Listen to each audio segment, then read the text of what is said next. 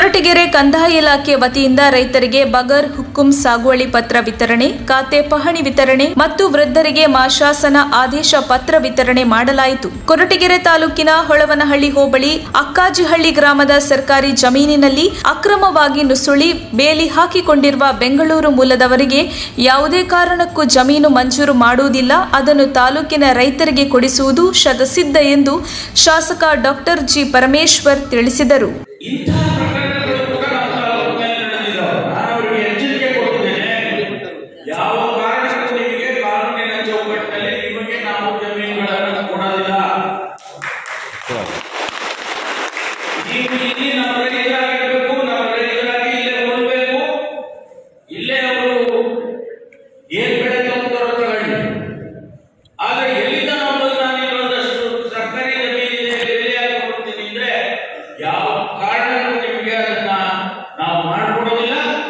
ಅವರು ಪಟ್ಟಣದ ಮಾರುತಿ ಕಲ್ಯಾಣ ಮಂಟಪದಲ್ಲಿ ತಾಲೂಕು ಕಂದಾಯ ಇಲಾಖೆಯ ವತಿಯಿಂದ ಕೊರಟಗೆರೆ ತಾಲೂಕಿನ ಬಗರ್ ಹುಕ್ಕುಂ ಸಾಗುವಳಿ ಮಾಡುತ್ತಿರುವ ರೈತರಿಗೆ ಸಾಗುವಳಿ ಪತ್ರ, ಖಾತೆ ಪಹಣಿ ಹಕ್ಕುಪತ್ರ ದಾಖಲಾತಿಗಳು ಹಾಗೂ ಪಿಂಚಣಿ ಮಾಶಾಸನ ವಿತರಣೆ ಕಾರ್ಯಕ್ರಮದಲ್ಲಿ ಫಲಾನುಭವಿಗಳಿಗೆ ದಾಖಲಾತಿ ಪತ್ರಗಳನ್ನು ವಿತರಿಸಿ ಮಾತನಾಡಿ, ಕಂದಾಯ ಇಲಾಖೆಯು 1951ರಿಂದ ಉಳುವವನಿಗೆ ಭೂಮಿ ಎನ್ನುವ ಆದೇಶ ತಂದು ಜಮೀನಿಲ್ಲದ ರೈತರಿಗೆ ಜಮೀನನ್ನು ಮಂಜೂರು ಮಾಡಿಕೊಟ್ಟಿದೆ. ದೇವರಾಜು ಅರಸು ಅವರ ಕಾಲದಲ್ಲಿ ಪ್ರಾರಂಭವಾದ ಈ ಪ್ರಕ್ರಿಯೆಯಿಂದ ಲಕ್ಷಾಂತರ ಜನರು ಇದರ ಉಪಯೋಗ ಪಡೆದು ವ್ಯವಸಾಯ ಮಾಡುತ್ತಿದ್ದಾರೆ ಎಂದರು. ಕೊರಟಗೆರೆ ತಾಲೂಕಿನಲ್ಲಿ ಇಂದು 121 ಸಾಗುವಳಿ ಹಕ್ಕುಪತ್ರ, 30 ಸಾಗುವಳಿ ಪತ್ರ, 162 ಪಿಂಚಣಿ ಮಾಶಾಸನಗಳನ್ನು ವಿತರಿಸಲಾಗುತ್ತಿದೆ.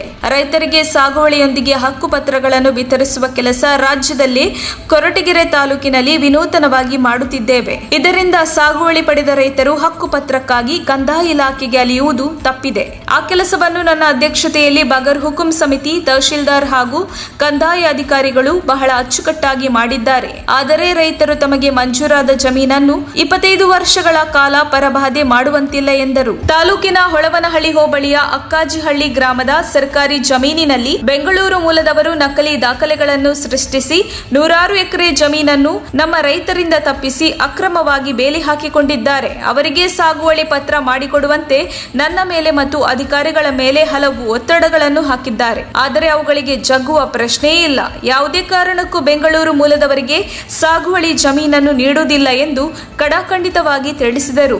ರೈತರಿಗೆ ಜಮೀನು ನೀಡುವ ಜೊತೆಗೆ ಬೆಳೆದಂತಹ ಬೆಳೆಗೆ ಬೆಂಬಲ ಬೆಲೆ, ಅವರ ದವಸ ಧಾನ್ಯಗಳನ್ನು ಖರೀದಿಸಿದ ಸರ್ಕಾರದ ಸಂಸ್ಥೆಗಳು ಅವರಿಗೆ ಶೀಘ್ರ ಹಣ ಪಾವತಿ ಮಾಡುವ ಕೆಲಸ ಮಾಡಿದರೆ ರೈತರಿಗೆ ಅನುಕೂಲ ಮಾಡಿದಂತಾಗುತ್ತದೆ. ಇಲ್ಲದಿದ್ದರೆ ವ್ಯವಸಾಯ ಮಾಡಲು ಮುಂದೆ ಯಾರೊಬ್ಬರೂ ಇರುವುದಿಲ್ಲ ಎಂದರು. ಈ ಕಾರ್ಯಕ್ರಮದಲ್ಲಿ ತಹಶೀಲ್ದಾರ್ ನಹಿದಾ ಜಂಜಂ, ಗ್ರೇಡ್ 2 ತಹಶೀಲ್ದಾರ್ ನರಸಿಂಹಮೂರ್ತಿ, ಅರಣ್ಯ ಅಧಿಕಾರಿ ಸುರೇಶ್, ಕೃಷಿ ಅಧಿಕಾರಿ ನಾಗರಾಜು, ಎಇಇ ರವಿಕುಮಾರ್, ಬಗರ್ ಹುಕ್ಕುಂ ಸಮಿತಿಯ ಸದಸ್ಯರಾದ ಹೇಮಲತಾ, ಹನುಮಂತರಾಯ, ದೇವರಾಜು, ಉಪ ತಹಶೀಲ್ದಾರರಾದ ಮಧುಚಂದ್ರ, ಎಜಿ ರಾಜು, ಮಹೇಶ್, ಕಂದಾಯ ಇಲಾಖಾಧಿಕಾರಿಗಳಾದ ಪ್ರತಾಪ್ ಕುಮಾರ್, ಅಮ್ಜದ್, ಅರುಣ್ ಕುಮಾರ್, ಜಯಪ್ರಕಾಶ್, ಪವನ್ ಕುಮಾರ್, ಬಸವರಾಜು, ರಾಕೇಶ್, ರಘು, ಮಾಜಿ ಜಿಲ್ಲಾ ಪಂಚಾಯಿತಿ ಸದಸ್ಯ ಪ್ರಸನ್ನ ಕುಮಾರ್, ಪಟ್ಟಣ ಪಂಚಾಯಿತಿ ಸದಸ್ಯ ಎಡಿ ಬಲರಾಮಯ್ಯ, ಅರಕೆರೆ ಶಂಕರ್ ಸೇರಿದಂತೆ ಇತರರು ಹಾಜರಿದ್ದರು. ಬಗರ್ ಹುಕ್ಕುಂ ಸಾಗುವಳಿದಾರರಿಗೆ ಸಾಗುವಳಿ ಮತ್ತು ಹಕ್ಕುಪತ್ರಗಳನ್ನು ಶಾಸಕ ಡಾಕ್ಟರ್ ಜಿ ಪರಮೇಶ್ವರ್ ವಿತರಿಸಿದರು. ತಹಶೀಲ್ದಾರ್ ನಹಿದಾ ಜಂಜಂ ಖಾತೆ ಪಹಣಿ ಮತ್ತು ಮಾಶಾಸನ ಆದೇಶ ಪತ್ರ ವಿತರಣೆ ಮಾಡಿದರು. ವರದಿ ಮಂಜುಸ್ವಾಮಿ, ಎಂಎನ್, ಕೊರಟಗೆರೆ. ಉತ್ತಮವಾದ ಉಪಯುಕ್ತವಾದಂತಹ ಕಾರ್ಯಕ್ರಮವನ್ನು ಕಂದಾಯ ಇಲಾಖೆ ಹಮ್ಮಿಕೊಂಡಿದೆ. ಪ್ರಪ್ರಥಮವಾಗಿ ನಾನು ನಮ್ಮ ಸದಸ್ಯರುಗಳಿಗೆ ಹಾಗೂ ನಮ್ಮ ಕಂದಾಯ ಇಲಾಖೆ ತಹಶೀಲ್ದಾರ್, ಉಪತಹಶೀಲ್ದಾರ್ ಮತ್ತು ಎಲ್ಲ ಕಂದಾಯ ಇಲಾಖೆಯ ನೌಕರ ವರ್ಗದವರಿಗೆ ಪ್ರಥಮವಾಗಿ ನಾನು ಅಭಿನಂದನೆಯನ್ನು ಸಲ್ಲಿಸುತ್ತೇನೆ. ಈ ಕಂದಾಯ ಇಲಾಖೆಯಲ್ಲಿ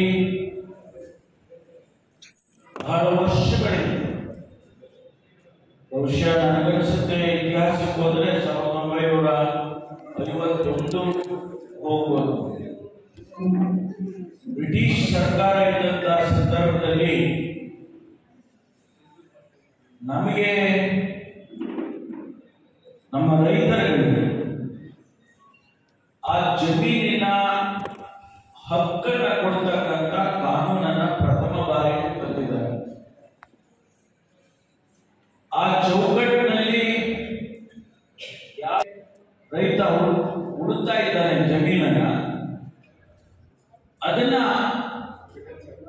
ಅವನಿಗೆ ಕೊಡ್ತಕ್ಕಂಥ ಕಾನೂನುಗಳನ್ನು ತಂದು ಅದು ಮತ್ತೆ ಬದಲಾವಣೆ ಆಯಿತು. ಉತ್ತಮ ಪಡಿಸತಕ್ಕಂಥ ಪ್ರಯತ್ನ ಮಾಡಿದ್ರು. ಅಲ್ಲಿಂದ ಅನೇಕ ಬಾರಿ ಕಾನೂನುಗಳನ್ನು ಬದಲಾವಣೆ ಮಾಡಿಕೊಂಡೇ ಬಂದಿದ್ದಾರೆ ನಮ್ಮ ರಾಜ್ಯದಲ್ಲಿ ಮತ್ತು ನಮ್ಮ ದೇಶದಲ್ಲಿ. ಸನ್ಮಾನ್ಯ ದೇವರಾಜ ಅರಸು ಅವರು ಮುಖ್ಯಮಂತ್ರಿಗಳಾಗಿದ್ದಂತಹ ಸಂದರ್ಭದಲ್ಲಿ ಮತ್ತೊಂದು ಕಾನೂನನ್ನ ಕರ್ನಾಟಕದಲ್ಲಿ ತೆಗೆದುಕೊಂಡು ಬರ್ತಾರೆ. ಬಹುಶಃ ಈ ದೇಶದಲ್ಲಿ ಪ್ರಥಮ ಬಾರಿಗೆ ಉಳುವವನೇ ಒಡೆಯ ಅನ್ನುವಂತ ಕಾನೂನನ್ನು ತಂದ. ಯಾರು ಜಮೀನನ್ನ ಮಾಡ್ತಾರೆ, ಈಗ ನನ್ನ ಹತ್ರ ಒಂದು 100 ಎಕರೆ ಇದ್ರೆ ನನ್ನ ಕುಟುಂಬಕ್ಕೆ 10 ಎಕರೆ ಸಾಕು. ಆದ್ರೆ ನನ್ನ ಹತ್ರ 100 ಎಕರೆ ಇದೆ, ಇನ್ನು 90 ಎಕರೆ ಬೇರೆ ರೈತ ಉಳ್ತಾ ಇರ್ತಾರೆ. ಅಂದ್ರೆ ಒಂದು ಕುಟುಂಬಕ್ಕೆ ಇಂತಿಷ್ಟು ಜಮೀನಿದ್ರೆ ಸಾಕು ಅನ್ನುವಂತ ವೈಜ್ಞಾನಿಕವಾದಂತಹ ತೀರ್ಮಾನವನ್ನು ಮಾಡಿ ಯಾರು ಉಳಿತಾ ಇದ್ದಾರೆ ಜನ ಹೊರತುಪಡಿಸಿ ಅವರಿಗೆ ಜಮೀನನ್ನು ಬಂದಿಲ್ಲ, ಅವ್ರಿಗೆ ಟ್ರಾನ್ಸ್ಫರ್ ಆಗಿಬಿಟ್ಟಿದೆ ಅಂತ ಅವರು ಅವರ ಕಡತಗಳನ್ನ ತಂದಿಲ್ಲ. ಅದೇ ರೀತಿ ನಮ್ಮ ಮಧುಗಿರಿಯವರು ಕೂಡ ತಂದಿಲ್ಲ. ಆದರೆ ಕೊರಟಗೆರೆ 4 ಹೋಬಳಿ ಏನಿದೆ ಇವತ್ತು ಸುಮಾರು 121 ಹಕ್ಕು ಪತ್ರಗಳನ್ನ ಇವತ್ತು ನಾವು ವಿತರಣೆ ಮಾಡ್ತಿದ್ದೇವೆ. ಅದರ ಜೊತೆಗೆ ಸುಮಾರು ಹೊಸದಾಗಿ ಸಾಗುವಳಿ ಚೀಟಿ ಕೊಡ್ತಕ್ಕಂಥದ್ದು ಸುಮಾರು 30 ಜನರಿಗೆ ಕೊಡ್ತಾ ಇದ್ದೀವಿ. ಇದರ ಜೊತೆಗೆ ಪಿಂಚಣಿ ಬೇರೆ 162 ಜನರಿಗೆ ಪಿಂಚಣಿ ಬೇರೆ ಪೆನ್ಷನ್ ಪತ್ರವನ್ನು ಕೂಡ ಕೊಡ್ತಾ ಇದ್ದೇವೆ. ಇದು ಬಹಳ ರೈತರಿಗೆ ಅನುಕೂಲ ಆಗುತ್ತೆ. ನನಗೆ ಬಹಳಷ್ಟು ಸರಿ ಬಂದು ನಮ್ಮ ರೈತರು ಅರ್ಜಿಗಳನ್ನು ಕೊಡ್ತಾರೆ. ಸ್ವಾಮಿ ನಮಗೆ ಸಾಗುವಳಿ ಚೀಟಿ ಕೊಟ್ಟಿಲ್ಲ, ಸ್ವಾಮಿ ನಮ್ಗೆ ಹಕ್ಕುಪತ್ರ ಕೊಟ್ಟಿಲ್ಲ, ಸಾಗುವಳಿ ಕೊಟ್ಟಿದ್ದಾರೆ ಹಕ್ಕುಪತ್ರ ಕೊಟ್ಟಿಲ್ಲ. ಎಷ್ಟು ಗೊಂದಲ ಆಗಿದೆ ಅಂತ ಹೇಳಿದ್ರೆ ಅದನ್ನ ಹೇಳಕ್ಕಾಗಲ್ಲ, ಅಷ್ಟು ಗೊಂದಲ. ಆದ್ರೆ ಇನ್ನೂ ಮುಂದಕ್ಕೆ ಒಂದು ಅಡಿಪಾಯವನ್ನು ಇವತ್ತು ನಾವು ನಮ್ಮ ಸಮಿತಿಯವರು ಅಡಿಪಾಯವನ್ನು ಹಾಕಿದ್ದೇವೆ. ಇದನ್ನ ಮುಂದುವರಿಸ್ತೀವಿ. ಈಗಾಗಲೇ 16 ಸಭೆಗಳನ್ನು ಮಾಡಿದ್ದೇವೆ. ಆ ಸಭೆಗಳಲ್ಲಿ ಅನೇಕ ತೀರ್ಮಾನಗಳನ್ನು 3 ತಾಲೂಕಿಂದ ಸೇರಿ ತಗೊಂಡಿದ್ದೇವೆ. ಕೆಲವು ಇಲ್ಲಿಲ್ವೇ ಇಲ್ಲ. ಬೆಂಗಳೂರು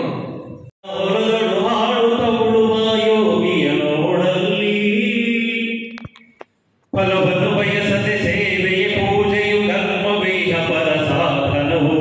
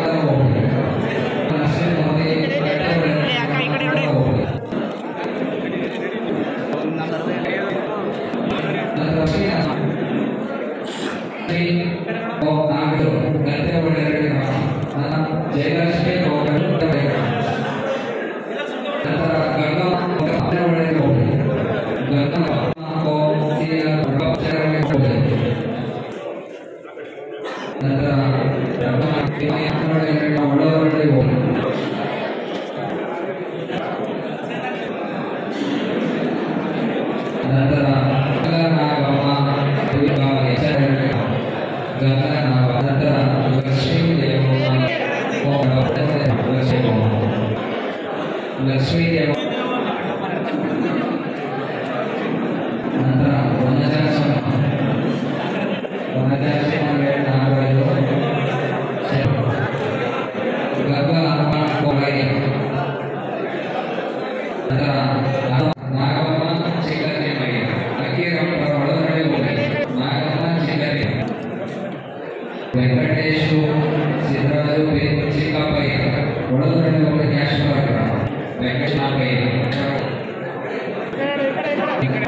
ಜಯಕುಮಾರ್ ಪುಣ್ಯನಡೆ ಗ್ರಾಮ ಒಳಗಡೆ ಲಕ್ಷ್ಮಣ ಪುಣ್ಯನಡೆ ಗ್ರಾಮ ಒಳಗಡೆ ಹೋಗಿ ಜಯಣ್ಣ ಪುಣ್ಯನಡೆ ಗ್ರಾಮ ಹೋಗಿ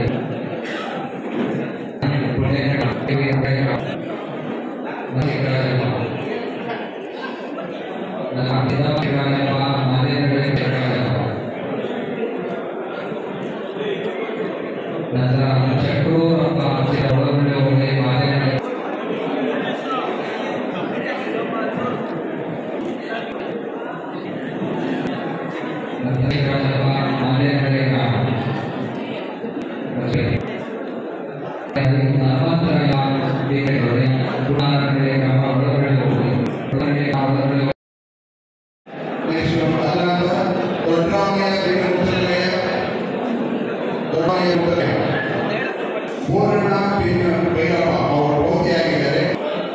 ಒಡೆಯರು ರಾಜಣ್ಣ ಸಿದ್ದಪ್ಪಯ್ಯ ಅವರು ನೋಡಿ ರಾಜಣ್ಣ ಸಾಗುವಳಿ ದಯವಿಟ್ಟು ಬನ್ನಿ. ಆನಂತರ ರಾಜಣ್ಣಯ್ಯ ಅವರ ನಂತರ ಸಿದ್ದಪ್ಪ ಬಿನ್ ಹನುಮಂತಯ್ಯ ಹೊಟ್ಟೆಗೆರೆ ಗ್ರಾಮ ಅವರು ಅವರಿಗೆ ರಾಜಣ್ಣ ಅವ್ರ ನಂತರ ಸಿದ್ದಪ್ಪ ಬಿನ್ ಹನುಮಂತಯ್ಯ ಒಡೆಯರು ದಯವಿಟ್ಟು ನಾಗರಾಜು ಅವರ ನಂತರ ನಾಗರಾಜು ಅವರು ಅವರಾದ ನಂತರ ಯಲ್ಲಪ್ಪ ಬಿನ್ ಅಮೇರಿಕಾ ಬಿನ್ ಕರಿಬೇಕು ಅವರು ಸಿರಿದುರ್ಗ ಗ್ರಾಮದವರು. ಆನಂತರ ಚಿಕ್ಕಣ್ಣನಹಳ್ಳಿ ಗ್ರಾಮದ ಹನುಮಕ್ಕ ಜೈರಾಮಯ್ಯ ಹೆಂಡತಿ ಹನುಮಕ್ಕ.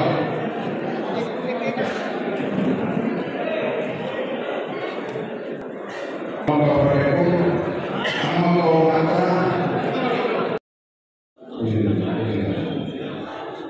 ಅವರು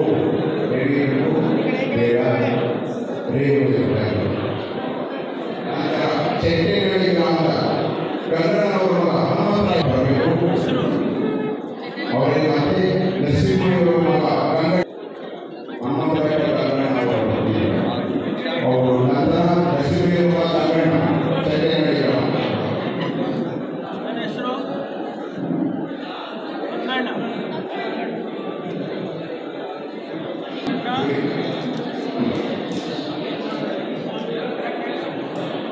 ನೆಕ್ಸ್ಟ್ ನಾವೇನೆ ಈಗಪ್ಪ ಅವರ ಹೆಂಡತಿ ಲಕ್ಷ್ಮಮ್ಮ ಬೀಡಿಪುರ, ಈಗಪ್ಪನ ಹೆಂಡತಿ ಲಕ್ಷ್ಮಮ್ಮ ಬೀಡಿಪುರ ಅವರು ಕೂಡ ಬರಬೇಕು. ಗ್ರಾಮದ ಭೀಮಯ್ಯ ಅವರ ಹೆಂಡತಿ ಅಚ್ಚಮ್ಮ ಬಂದಿದ್ದರು. ಕುರುಮಂಗಲ ಗ್ರಾಮದ ಭೀಮಯ್ಯ ಅವರ ಹೆಂಡತಿ ಅಚ್ಚಮ್ಮ ಅವರು ಕೂಡ ಬರಬೇಕು. ಆಮೇಲೆ ಕುರುಮಂಗಲ ಗ್ರಾಮದ ಕಲ್ಲಯ್ಯ ಮಗ ಪೇರಣ್ಣ ಕಲ್ಲಯ್ಯ ಅವರು ಕೂಡ ನಾವು RTC ವಿತರಣೆ ಮಾಡಲಾಗಿದೆ ಸರ್.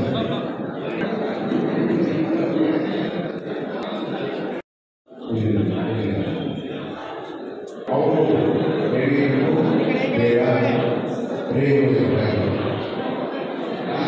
ಚೆಟ್ಟೇನಹಳ್ಳಿ ಗ್ರಾಮದ ಗಂಗಣ್ಣನವರ ಮಗ ಹನುಮಂತರಾಯ ಬರಬೇಕು.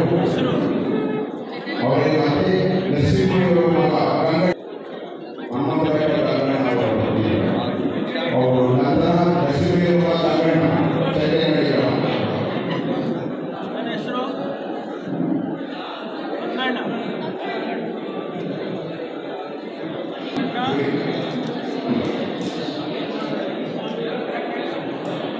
ನೆಕ್ಸ್ಟ್ ನಾವೇನೆ ಈಗಪ್ಪ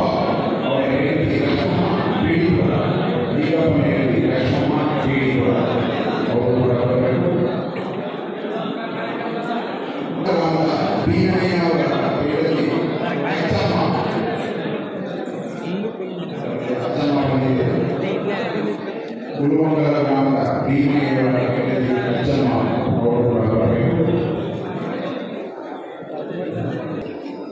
ಆಮೇಲೆ ಕುರುಮಂಗಲ ಗ್ರಾಮದ ಕಲ್ಲಯ್ಯನ ಮಗ ವೀರಣ್ಣ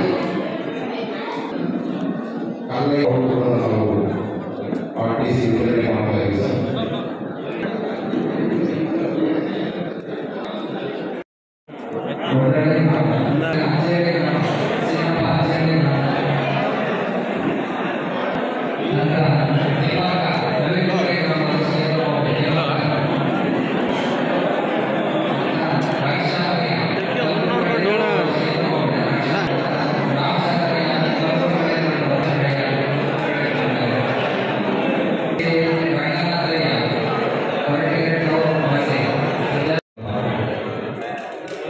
ದಯವಿಟ್ಟು ಎಲ್ಲ ಈ